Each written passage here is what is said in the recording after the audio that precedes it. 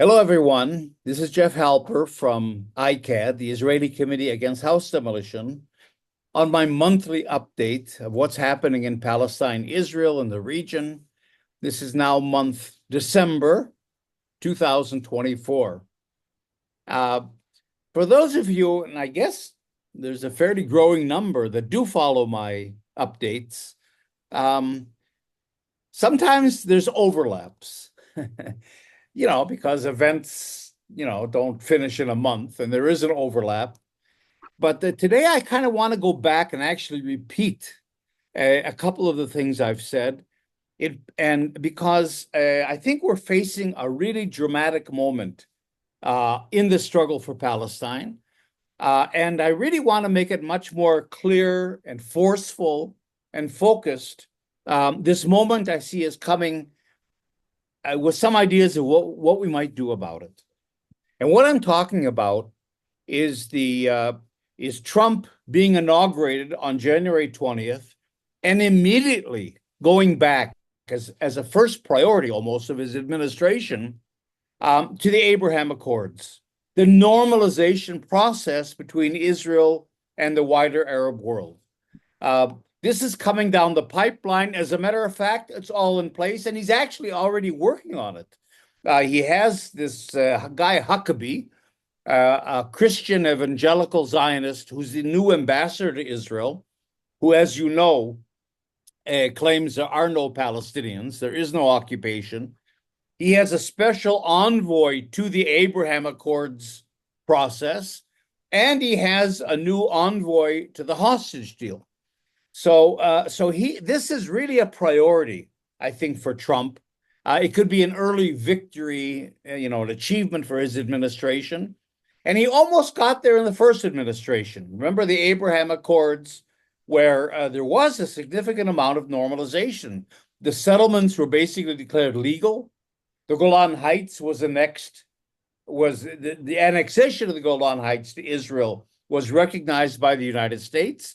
And not least, the United States recognized the annexation of East Jerusalem to Israel and moved the American embassy there. And then in return, there was normalization. Already there had been with Jordan and Egypt from the Oslo days. Now with the Abraham Accords, the Emirates, other countries like Bahrain, even Sudan and Morocco, it came in, but the jewel in the crown, the missing piece, was of course Saudi Arabia. Now this process has been continued by Biden. It's a bipartisan process. In terms of Palestine, Israel, there is no daylight whatsoever between Republicans and Democrats in the American Congress, and Biden has come back forcibly wanting the normalization process to happen. That was disrupted by the Hamas attack of October 7th. But he's pushing to get back to it. It's too late for him now, but Trump will pick up that slack. Now, normalization seems like kind of a gray, dry, academic kind of a term. It's very hard to go out and mobilize people around normalization. But in fact, it's a key concept and a very powerful concept that has devastating consequences for Palestinians. It's more powerful than victory. With victory, let's say if Israel beat the Palestinians, like in a war, all right, victory is a victory, but then the other side still exists. You have to plan out what happens after the victory. There's a post-war reality. With normalization, it's a closure. Normalization is normalization. All the facts on the ground that you have created through violence, through settlements, politically, are simply accepted. They become the new norm. They become the reality that nobody really questions. You can question them if you want to, but they've been accepted.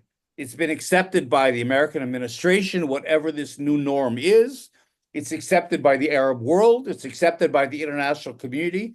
And you have nowhere to go after normalization. It isn't like another phase, and now you can revive the resistance movement You can reopen the Palestinian case. You can renegotiate. No. Normalization means it's closed. It's over. And now we move on to other issues. So that if, in fact, this normalization goes through, this is, I mean, I don't want to say the end of the Palestinian struggle by any means. Will continue. But it is certainly a major setback for the Palestinians and a normalization of Israel's apartheid regime. And I just want to show you quickly, what I mean by that. This is a picture of Netanyahu in the United Nations, September, I think, 22nd, 23rd, 2023.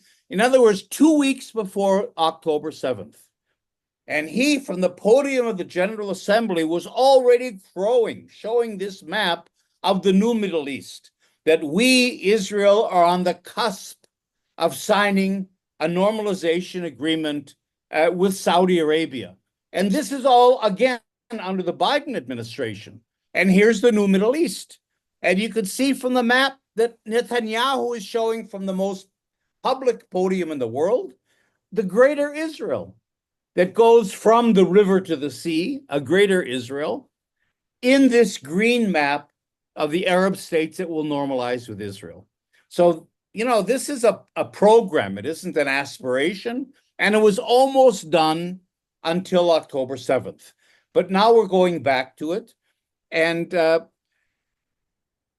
we know what we're going back to, because in the last part of his first administration, Trump presented a map exactly of what the deal of the century, remember that, means. Exactly what normalization means for Israel and for the Palestinians. That's the map on the left. The second map on the right was Netanyahu's counter proposal. Netanyahu's proposal is much more stingy, but it's the same concept, basically. So if we look at Trump's map, what does normalization mean? It really means normalization of the Israeli apartheid regime over 85% of Palestine with the Arab world. And through the Arab world, then, with the wider international community led by the United States. So it's really the end of the conflict, end of the struggle, end of everything, because now it's going to be normalized, closed, and we move on. And this normalization idea then requires, ironically, two states. I mean, it can't simply be the map that Netanyahu showed of Israel from the river to the sea. I think the problem with the map that Netanyahu showed was that the Palestinian Bantustan, that will be on 10 to 15% of Palestine, is so small that it couldn't really fit on this little map that he held up before the UN. So you really have what the reality is. One apartheid Israeli regime on about 85% of Palestine. Nevertheless, Israel needs a Palestinian state, so does the international community, because you have to give something to Palestinians, right? And from Israel's point of view, there's 5 million Palestinians in the occupied territory, in the West Bank and Gaza. Remember, Jerusalem now has been taken out of the equation, and it is a part of Israel. So that Israel cannot absorb, cannot give citizenship to 5 million Palestinians and remain a Jewish state. So it has a stake in a two-state solution, so-called, but exactly in the terms of South Africa and the South African Bantustan. In other words, the map that Trump shows, the deal of the century map, shows in a way the maximum territory that Israel could get, between 85 and 90% of Palestine, without taking any Palestinians. If Israel takes any more territory, it comes with Palestinians. Then Israel would have to give them citizenship, and it can't do that. So this map is the maximum map for Israel, and in some ways the minimum map for Palestinians. And what we see here, without getting into details, is clear. Israel again expands to control the entire country because a Bantustan, by its nature, is non-sovereign, it's non-viable. You can see on the map here there are no borders with an Arab state. Israel controls all the borders around. Israel controls the resources of the country. It controls the economy, the movement of people and goods. You can see in the West Bank there are 3 islands, one in the north, one in the center, and one in the south, all separated by Israeli settlements, Israeli highways, and Israeli checkpoints. Israel has always refused the idea of a territorial congruent Palestinian state. So we're talking about 3 enclaves in the West Bank, and then whatever remains of Gaza, because we have to remember that in Gaza, the northern part has already been declared off limits permanently to Palestinians. So they're all crowded in. So that the Palestinian state, so-called, is really a South African type of Bantustan. Israel, which you don't see on the map, but what you see in all the agreements, is that Israel controls all the resources, including all the water, including the natural gas reserves off the coast of Gaza that are worth billions of dollars, including the what's called the electromagnetic sphere, which is the communications, so that the Palestinians are really locked into not only into islands or enclaves, but into kind of a box where they have no control below the surface of the ground. They have no control on the ground because they're all disconnected by Israeli checkpoints and settlements, and no control in the air. So they're kind of locked into this weird space. And in every agreement, Israel says there has to be an Israeli military presence even within that mini Palestinian state. Now, I think what Trump, Biden, Netanyahu, and everyone else supporting Israel relies on is that people don't look at the map. Who's going to see this map? Who reads the fine print in contracts? You see? And so what will happen is this. You see, now, the magic equation is 78-22, because in the occupied territory, all of it, the West Bank, East Jerusalem, and Gaza, taken in 67, represents 22% of Palestine.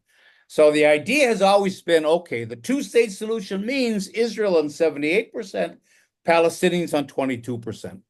We're not going to get to that because, as I said, Israel is going to expand because of the settlements beyond the 78%, probably to at least 85% of the country. But what you can see on the map of Trump are these little bulges below Gaza. In other words, the idea is, all right, Israel gives up some of the most barren, God-forsaken parts of the Negev desert, which are by the Egyptian border, to Palestinian settlement from Gaza, especially if they're all in the south. Now they can trickle down into the desert like that. And in that way, cosmetically, you're kind of boosting the amount of territory the Palestinian state gets, even if it's marginal, completely barren, almost uninhabitable territory. And in that way, you can say, okay, Israel's on 85%. Palestinians have their state. There's a Palestinian president. It could very well be Abu Mazen. He would agree to this. A Palestinian parliament. Maybe even the United States will finally let Palestine into the UN. And it's over. Now we have the two-state solution, which is, again, apartheid. But it sounds good if you don't know the map. And then what will happen, again, is that then this two-state apartheid, we have to stop using the word two-state solution that gives any legitimacy to this. We have to call it what it is, two-state apartheid, will then be incorporated again into a renewed Abraham Accords agreement, this time with Saudi Arabia that does want to join. And here, there's kind of an interesting twist. I'll just mention it. completely hypothetical. I don't know if it'll happen, but it's an interesting proposition, and that is that Syria now could fall into the Abraham Accords. With the overthrow of Assad, the destruction of the Syrian army, the fact that the HTS group that has taken over Saudi Arabia has had relations with Israel. It says it wants friendly relations with Israel. It's anti-Iran, anti-Hezbollah.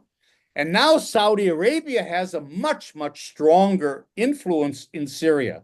In many ways, Saudi Arabia, I think, will be the force really running Saudi Arabia, at least until Syria, at least until Syria is able to kind of come together in a more broad and stable government. So it's very hard for Saudi Arabia, even though they want to join the Abraham Accords, because even in Saudi Arabia, there's public opinion. And nobody in the Arab street, obviously, wants normalization with Israel, especially a genocidal Israel. So Saudi Arabia is going to have to go against public opinion that it has no problem doing, but it would be much easier for Saudi Arabia if Syria could join in too. If they could force Syria to come into this deal, then it makes it then all the onus is not on Saudi Arabia itself. So it could be, I'm simply throwing this out, that the Abraham Accords could even expand further. And if you put Syria into the equation, then it's even worse for the Palestinians. In other words, I'm saying this is a disaster for the Palestinians because it normalizes their apartheid situation. They're stuck forever in this Bantustan. And again, the problem with normalization is it's a closure. There really is no post-normalization political process. And it'd be much, much harder for us to fight for Palestinian rights and for Palestinians to fight for their own rights after normalization takes place. So this is the extremely dangerous and absolutely certain process that is going to confront us in the next few years. Trump comes into office January 20th. In February, March, this is all probably going to happen. There isn't much negotiations left to do. And so we really, unfortunately, we're not very good at organizing politically. We're good at protesting, those of us that support Palestinian rights. Sometimes we're good at analysis, at writing, and so on. But we don't follow political events, and we don't react to them in timely ways and effective ways. That's unfortunately, at least, what we have to do is put a little bit our agendas aside. All our organizations kind of follow the same agendas, no matter what's happening on the ground politically. We are not sensitive to what is coming down the pipeline politically, and so we don't respond. We have to respond. At least we have to be watchdogs. We have to look at this process. We have to follow the process. And we have to be those that raise the alarm when, in fact, this normalization process comes into place. Because for most people, it sounds great, including Democrats in the United States and liberal politicians in Europe. It sounds great. Normalization, an end to war, 2 states, there'll be a Palestinian state. Again, if you don't know the details, you don't know the map, it sounds great. And so we're going to be unpopular, but unless we are watchdogs, gatekeepers, and really call attention to what's going on here, the Palestinians are going to suffer tremendously, and it's going to be very, very difficult for us to continue the struggle. So I've said this before in different ways, but now I want to put it out front. And this should be our agenda, all of us, all of our groups, including BDS, for the next few months, staying on top of this normalization process, and if possible, even opposing it and trying to stop it.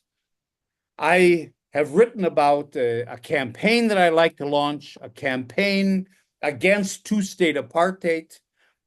If you contact me, I can give you information. I don't think we, ICAHD, as a small organization in Israel-Palestine, have the ability to launch this kind of a campaign. But certainly I have proposals, action items on it. So if locally in your organization, your community, you do want to do something more proactive, contact me through our ICAHD website, ICAHD.org, ICAHD, and I'll be happy to share my ideas and my proposals with you. That's it for December 2024. Talk to you next month. Bye.